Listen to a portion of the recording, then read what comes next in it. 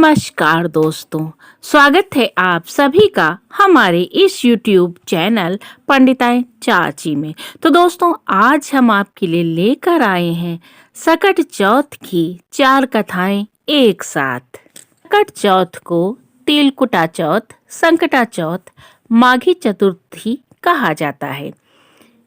इस चौथ के अवसर पर महिलाएं अपने संतान की सलामती और लंबी उम्र के लिए व्रत रखती हैं और इस दिन महिलाएं गौरा गणेश भगवान की पूजा अर्चना करती हैं और पूरा दिन बिना कुछ खाए पिए निर्जला व्रत करती हैं और शाम को पूजा करने के बाद व्रत खोलती हैं। तो दोस्तों, हम प्रारंभ करते हैं सकट की 4 कथाएं एक साथ। तो दोस्तों, सबसे पहले हम प्रारंभ करते हैं गणेश भगवान की एक कथा। पौराणिक कथा के अनुसार एक बार माँ पार्वती स्नान करने के लिए गईं।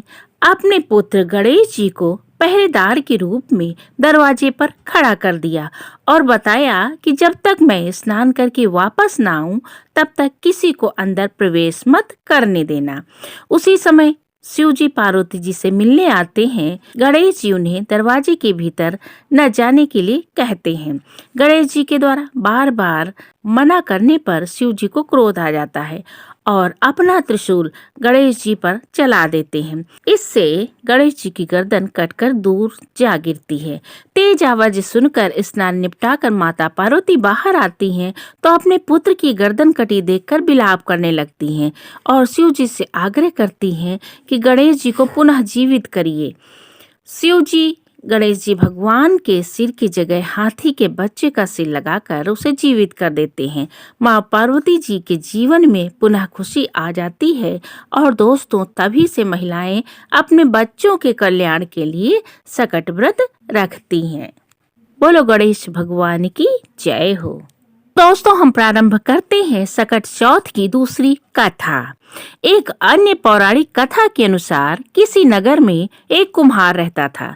एक बार जब उसने बर्तन बनाकर आवा लगाया तो आवा नहीं पका। परेशान होकर वो राजा के पास गया और बोला कि महाराज, ना जाने क्या कारण है कि आवा पक ही नहीं रहा है।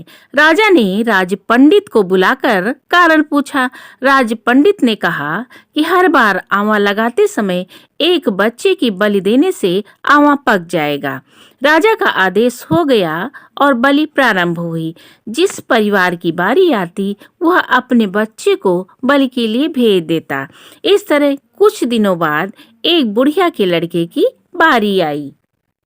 दोस्तों, बुढ़िया का एक ही बेटा था तथा उसके जीवन का वही सहारा था, पर राजाज्ञा कुछ भी नहीं देखती है। दुखी बुढ़िया सोचने लगी, मेरा एक ही बेटा है, वो भी सकट के दिन मुझसे जुदा हो जाएगा।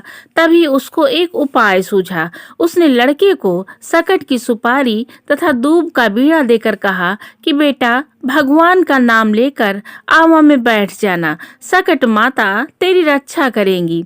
और दोस्तों, सकट के दिन बालक आवा में बैठा दिया गया और बुढ़िया सकट माता के सामने बैठकर पूजा प्रार्थना करने लगी। पहले तो आवा पकने में कई दिन लग जाते थे, पर इस बार माता की कृपा से एक ही रात में आवा पक गया। सवेरे कुम्हार ने देखा तो हैरान रह गया। आवा पक गया था और बुढ़िया का बेटा जीवित और सुरक्षित था। सकट माता की कृपा से नगर के अन्य बालक भी जी उठे। यह देखकर नगरवासियों ने माता सकट की महिमा को स्वीकार किया। तब से आज तक सकट माता की पूजा और व्रत का विधान चला आ रहा है। सकट माता की जय हो। दोस्तों, हम प्रारंभ करते हैं तिल चौथ की तीसरी कथा। एक शहर में देवरानी जेठानी रहती थी। देवरानी गरीब थी और जेठानी अमीर थी। देवरानी गणेश जी की भक्त थी। देवरानी का पति जंगल से लकड़ी काटकर बेचता था और अक्सर बीमार रहता था।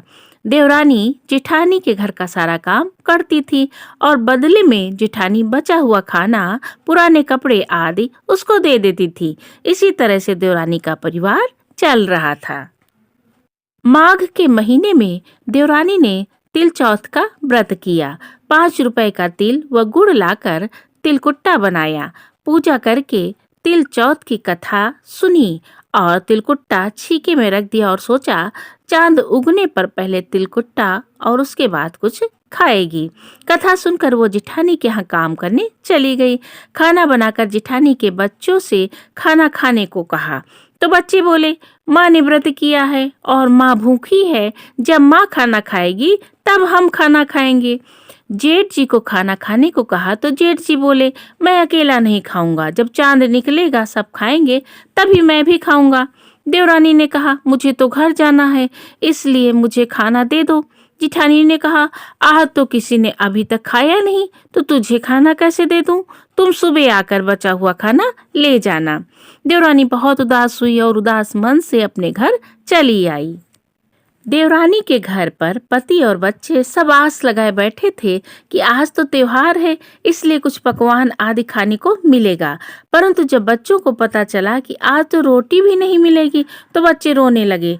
उनके पति को बहुत गुस्सा आया और वो कहने लगे सारा दिन काम करके 2 रोटी भी नहीं ला सकती है तो काम क्यों करती हो। पति ने गुस्से में आकर पत्नी को कपड़े धोने वाली धोवन से मारा। धोना हाथ से छूट गया तो पाटे से मारा। वो बेचारी गणेश जी की याद करती हुई रोते रोते पानी पीकर सो गई। उस दिन गणेश जी देवरानी के सपने में आए और कहने लगे धोवन मारी पाटे मारी, सो रही या जाग रही। वह कुछ बोली कुछ सो रही हूँ कुछ जाग रही हूँ। गणेश जी बोले भूख लगी है, कुछ खाने को दे दो। देवरानी बोली क्या दूं, मेरे घर में तो अन्न का एक दाना भी नहीं है। जिठानी बचा खुचा खाना देती थी, आज वो भी नहीं दिया। पूजा का बचा हुआ तिलकुटा छीके पे रखा है, वही खा लो।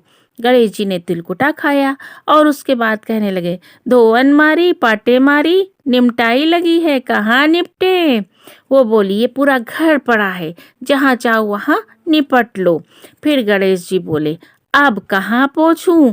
अब देवरानी को बहुत तेज गुस्सा आया, कब से तंग किए जा रहा है, सो बोली मेरे सर पे पोंछो। और कहाँ पोंछोगे। और दोस्तों गणेश जी ने उसके सर पे सब पोंछ लिया और चले गए। सुबह जब देवरानी उठी तो देखकर हैरान रह गई कि पूरा घर हीरे मोती से जगमगा रहा है। सिर पर जहाँ विनायक जी पोंछनी करके गए थे वहाँ हीरे टंगे हैं और बिंदी जगमगा रही है। उस दिन देवरानी जिठानी के यहाँ काम करने नहीं गई। जिठानी ने कुछ देर तो राह देखी, फिर बच्चों को देवरानी को बुलाने भेजा। जिठानी ने सोचा कल का खाना नहीं दिया था, इसलिए शायद देवरानी बुरा मान गई होगी। बच्चे बुलाने गए और बोले चाची चलो, माँ ने बुलाया है, सारा काम पड़ा है। और दोस्तों दुनिया में चाहे कोई और मौका चूक जाए पर देवरानी जिठानी आपस में कहने का मौका नहीं छोड़ती। देवरानी ने कहा बेटा बहुत दिन तेरी माँ के यहाँ काम कर लिया, अब तुम अपनी माँ को ही मेरे यहाँ काम करने भेज दो।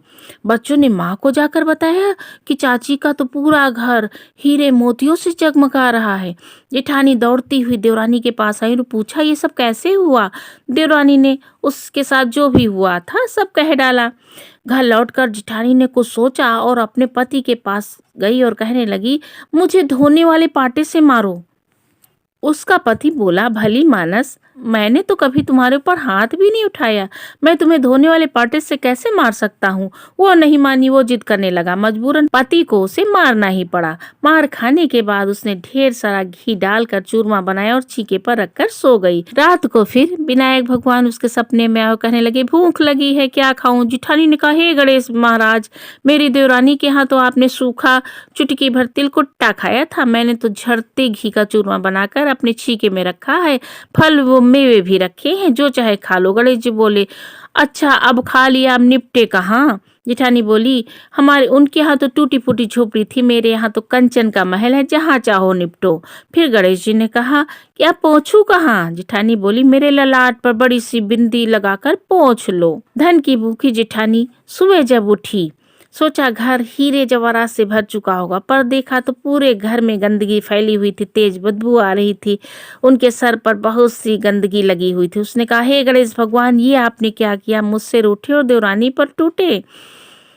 जिठानी ने घर और घर की सफाई करने की बहुत कोशिश की, परंतु गंदगी ज्यादा से ज्यादा फैलती चली गई। जिठानी के पति को मालूम चला तो बहुत गुस्सा हुए और बोले, तेरे पास इतना सब कुछ था पर भी तेरा मन नहीं भरा। परेशान होकर वो गणेश जी की मदद के लिए विनती करने लगी। बोली, मुझसे बड़ी भूल हुई, मुझे क्षमा कर दो। तो गणेश जी ने कहा, देवरानी से जलन के कारण तूने जो किया उसका यही फल है। अब तू अपने धन से आधा उसे देगी, तभी यह साफ होगा। अब क्या करती जिठानी? उसने आधा धन तो बांट दिया, किंतु मोहरों की एक हांडी चूल्हे के नीचे गाड़ रखी थी। उसने सोचा किसी को पता नहीं चलेगा, उस धन को नहीं बांटा। तो गणेश जी ने कहा, पहले चूल्हे के नीचे गड़ी हुई मोहरों की हांडी और ताक में रखी हुई सुई की भी पाँति करो। इस प्रकार गणेश जी ने सुई जैसी छोटी चीज का भी बंटवारा कराकर अपनी माया समेटी। हे गणेश भगवान, जैसे आपने देवरानी पर कृपा करी वैसे ही सब पर करना। कहानी कहने वाले, सुनने वाले, हुंकार भरने वाले सब पर कृपा करना, किंतु जिठानी की जैसी सजा दी वैसी किसी को मत देना। बोलो गणेश भगवान की जय हो। दोस्तों, हम प्रारंभ करते हैं सकट चौथ की चौथी कथा। एक ब्राह्मण ब्राह्मणी रहते थे। उनके घर में बहुत गरीबी थी। एक दिन सकट का त्योहार पड़ा तो पंडिताइन ने पंडित से कहा कि जाओ तिल, गुड़ और सब सामान ले आओ, जिससे कि लड्डू बनाए, बकरा बनाया जाए, पूजा की जाए। तो पंडित ने कहा, पैसे ही नहीं, लाएं कहाँ से? पर पंडिताइन गुस्से से भड़क उठी और कहने लगी, कहीं से भी लाओ, चोरी करो, डाका डालो, जो भी करो हमें नहीं पता है, मगर सामान लाओ जिससे शाम को बकरा बंधे और पूजा की जाए। लैया का बकरा दोस्तों जो बनाया जाता है, तिल और लैया का। अब पंडित जी वहां से चल दिए और पहुंचे एक बनिए के घर। बनिए के घर लड़का हुआ था, वहां पर गाना बजाना हो रहा था। सब लोग वहां गाना बजाना करके सो गए थे। पंडित जी गए और उनकी दुकान में सेंध लगाई और उसके अंदर घुस गए। वहां पर उन्होंने देखा कि गुड़ की बोरियां रखी हुई हैं, लैया रखी हुई है, तिल रखी हुई है। उन्होंने सोचा चलो इसी में से थोड़ा थोड़ा हम निकाल लेते हैं।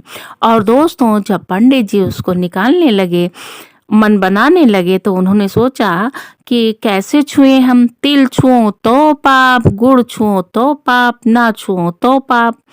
और वो बार बार यही कहे, तिल छुओ तो पाप, गुड़ छुओ तो पाप, ना छुओ तो पाप। तिल छुएंगे तो पाप लगेगा, गुड़ छुएंगे तो पाप लगेगा, नहीं छुएंगे, अगर नहीं ले जाएंगे तो पत्नी पूजा कैसे करेगी, तो पाप लगेगा। यही बार बार कह रहे थे। इसी तरह दोस्तों सुबह हो गई, उसी दिन पूजा थी। रात में वो चोरी करने गए थे। तो घर में जब बुदबुदाने की आवाज सुनाई पड़ी तो सबने कहा पता नहीं क्या है। भाई घर में सब लोग इकट्ठे थे उस दिन, क्योंकि उनके घर बेटा हुआ था, खुशी मनाई जा रही थी, नाते रिश्तेदार आए हुए थे। उन्होंने कहा पता नहीं क्या है, उस कोठरी में जहाँ पर दुकान है उसके अंदर से कोई आवाज आ रही है, कोई चोर है या भूत है, कुछ तो है उसके अंदर। सब लोग इकट्ठे हो गए, लाठी डंडे लेकर के देखें उसके अंदर क्या है। फिर वहां से आवाज आई, तिल छुओ तो पाप, गुड़ छुओ तो पाप, ना छुओ तो पाप। और सुबह होने को आ गई, सब लोग इकट्ठे हो गए। दरवाजा जब खोला गया तो उसमें पंडित जी बैठे, यही कह रहे थे। सबने कहा ये अरे ये तो पंडित जी हैं, क्या है पंडित जी इसके अंदर कैसे आए? तो उन्होंने कहा अरे हम तो चोरी करने आए थे, मगर तिल छुओ तो पाप, गुड़ छुओ तो पाप, ना छुओ तो पाप। पंडिताइन बहुत गुस्साएंगी क्योंकि वो व्रत रहेंगी निर्जला आज, और हमें गुड़ सब चाहिए, हमारे पास पैसे ही नहीं थे, और पूजा कैसे होगी? तब बनिए ने कहा कि पंडित जी आप परेशान मत होइए, ये लीजिए गुड़ और तिल, लैया, सब चीज उनको बांध के दी और कहा आप परेशान मत होइए, आप तो पंडित आदमी, चोरी करने आए और कर ना सके, इससे बड़ा धर्मात्मा कौन हो सकता है। और उन्होंने सब सामान बांध को पंडित जी को दिया। पंडित जी घर लाए, पंडिताइन ने पूजा किया विधि विधान से और बकरा काटा गया उनके घर में, और सब लोग खुशी खुशी से प्रसाद बटा, सब लोग खुशी खुशी से रहने लगे। बोलो गणेश भगवान की जय हो।